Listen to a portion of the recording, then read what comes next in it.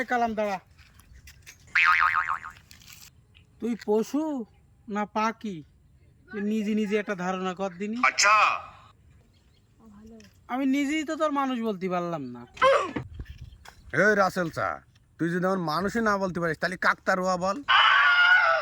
দেখ কালাম, আমি কোন রকম তোর সাথে ঝামেলায় জড়াতে চাই না। তুই সেদিনকে যে আমার কাছ থেকে 500 টাকা নিয়ে গেলি, সেই টাকাটা এখনো দিলি না কেন? হ্যাঁ, ও মনে পড়েছে, ওই যে 500 টাকা ধান নিলাম, তা নানান কাজে চাপে থাকি তো এই জন্য মনে থাকেনি।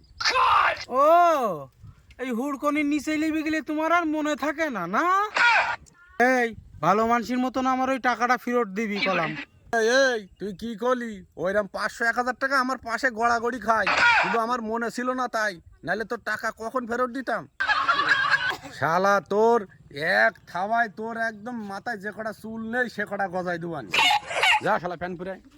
এই তুই কার ক্ষমতা দেখাচ্ছিস? এত গরম হচ্ছিস কেন? হ্যাঁ, তুই আমার মারার হুমকি দিচ্ছিস? তোর কত বড় বুকির পাটা, তুই নাকি আমার চড় মারবি? এই নে মার মার মার মার মার। আয় আগে আয় আগে আয়।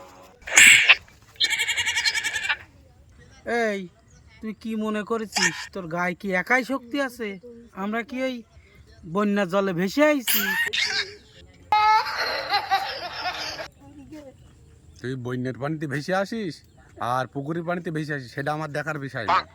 মলাম, তোমারও টাকা আমার আর দিতে হবে না, যাও মাফ করে দিলাম। ওরে ওরে, কি ডাকনে হাসো, দাঁড়াও, আমার মেরে ফেলে দিলে কালাম চা, তাড়াতাড়ি এইসব আমার ঠেকাও, গ্রামের লোকজন কেউ নেই। দাঁড়া, তোর তোর আজকে না ঠাই পাই বাড়ি ভাত খাবো না আজকে, দাঁড়া।